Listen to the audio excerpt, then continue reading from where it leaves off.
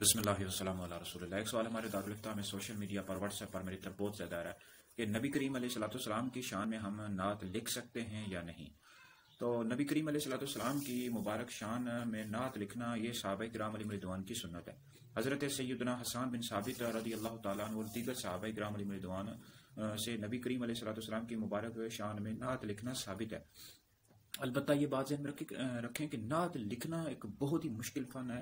اس میں ردیف، قافیہ اور دیگر یعنی جو شعر ہوتے ہیں ان کا جو وزن ہوتا ہے، پھر بعض اوقات ایسا بھی ہوتا ہے کہ کئی جو شاعر ہوتے ہیں نعت لکھنے والے اس میں کئی کفریات بھی لکھ دیتے ہیں۔ تو جو نعت لکھتے ہیں ان کے لیے میرا پیغام یہ ہے کہ وہ جب نعت لکھیں تو اپنا کلام علماء اہل سنت سے چیک کروا لیں، تاکہ اس کے اندر کسی بھی قسم کی کوئی غلطی ہو، کوئی کفریہ کلمہ ہو تو وہ یعنی آپ کو بتا دیا جائے، آپ اسے رجوع کر لیں۔ تو سب سے پہلے اگر آپ نعت لکھنا چاہتے ہیں تو لکھیں، پھر اس کے بعد آپ کسی عالم دین کو چیک کروا لیں، پھر اس کے بعد آپ اپنے اس نعتیہ کلام کو شائع کریں۔